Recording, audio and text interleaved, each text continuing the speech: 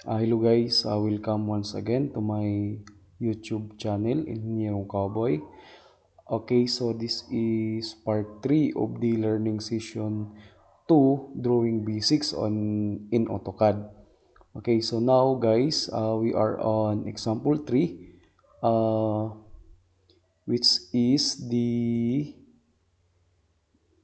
drawing using polar coordinate system. Okay, so in the polar coordinate system, you define the location of a point by entering two values: distance from the previous point and the angle from the 0 degrees. Okay, so you enter the distance value along with the at, so this symbol, and angle value with the this one, so this symbol. Okay, so the less than symbol or greater than. Okay. Okay, so you have to make a note that AutoCAD measures the angle in anti or counterclockwise direction. Okay, so kung titingnan natin yung ating mga relo, okay, so if this is from rotating from left to right, so meaning yung ating measuring in angle sa AutoCAD is from, if you are facing a computer or nakaharap ka sa computer, is from right to left. Okay, so anti-clockwise direction siya. Okay. Okay, so for this drawing method, we will be given a task to draw this drawing. So ito yon. So as you observe, meron na siyang angle. So ito. Okay. So naka-inclined na yung lines natin. So bago to sa ating discussion, kasi yung mga previous na mga demo natin or drawings is mga straight lines. Okay, so wala tayong polar.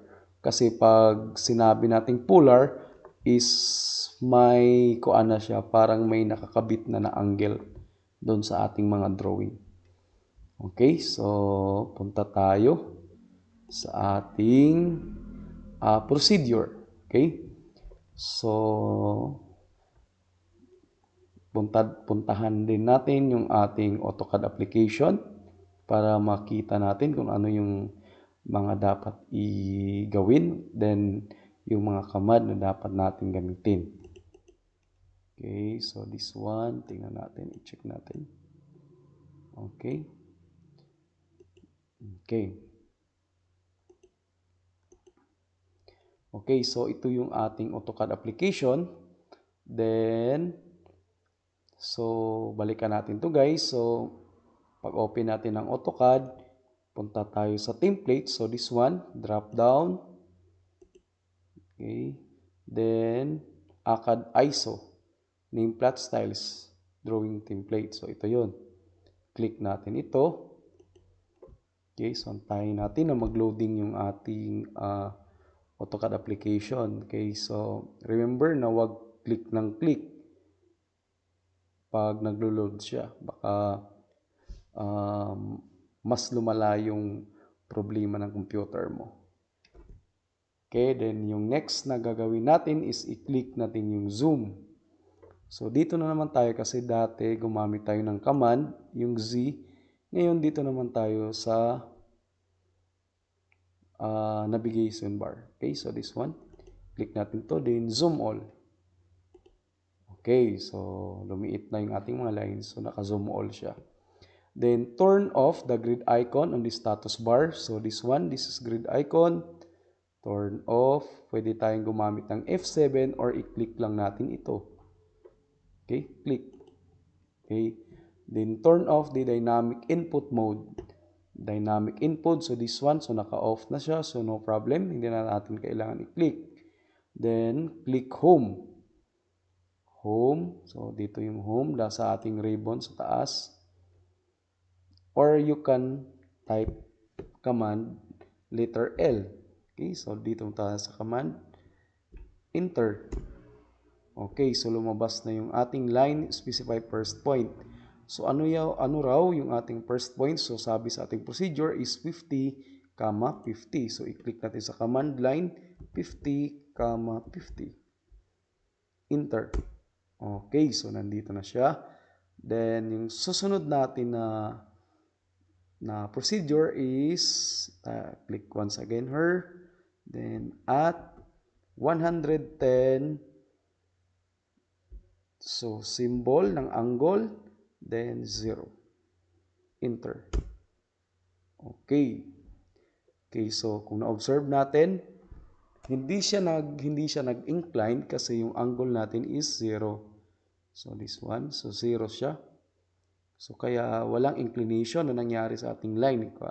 Kasi baka yung expectation nyo is pag gumamit tayo ng angle is naging incline yung drawings. Okay, so depende pa rin yun sa angle na ilalagay natin after sa line. Okay, so balik tayo. Okay, so yung next natin is click. Okay, so click dito. At 20, angle sign or symbol, then 90. Okay, so pataas siya, 90 degrees. Okay, so next natin yung ating procedure. Okay, so sabi sa ating procedure, click at 80, angle 120 degrees. Okay, enter. Okay, so kung napapansin natin, nag-incline na siya ng 120 degrees. So naka-incline na yung drawing natin. Okay, yung susunod is click dito, then at 30, symbol, angle symbol, then 180. Okay, so enter. Okay. So walang line, 180 is horizontal. Okay, sa ating mga trigo. Then yung next natin is at 80. So click dito. At 80 angle 240. Okay, so enter. Okay, so kung napapansin natin, yung ating drawing is pa-close na siya. So pwede natin i-close. Guys, also, pag ginaganito yung drawing, ang ginagamit ko is yung scroll down and up sa ating mga mouse. Okay, kasi parang nakakonect na to sa Zoom. So, pwede natin i-zoom in and i-zoom out yung ating mga drawings using the scroll button sa ating mga mouse. Okay, so kung pwedeng pag-close, pwedeng i-click dito para ma-close or click dito sa ating command line. So, dito tayo sa command line, close. Okay, so nag-close na yung ating drawing, then ito yun. Ito yung ating output. Okay, so tingnan natin kung tama yung ating ginawa. Okay, so tama. Same lang siya. Okay, so ito yung ating first point at 50-50 din yung relative nito is this one. Okay, so yan yung ating polar. Using polar, so may mga inclination na yung ating mga drawings. Okay, so balik tayo. Okay. So, yung susunod na gagawin is i-save na naman natin itong ulit. So, dito. Click dito. Pag save, always remember to save your works, guys. So, line. That's example 3. Okay. So, click save. Okay. So, nakasave na yung ating mga drawings. Then, close the file. So, dito tayo mag-close para bumalik siya sa yung start drawing sa AutoCAD na screen. So, click. Okay, antayin natin yung ating application. CAD application. Okay. So, bumalik na siya sa start ng ating AutoCAD na app. Kung napapansin natin, lumabas sa recent drawings yung mga previous na ginawa natin. Okay, so dito lalabas yun. Okay, so tingnan natin kung ilang minutes na tayo. So naka 10 minutes, so tamang-tama. Okay, so as much as possible guys, our minimum time na for learning session is 10 to 20 para at least maganda yung ating learning session at hindi nagmamadali. Okay, so I think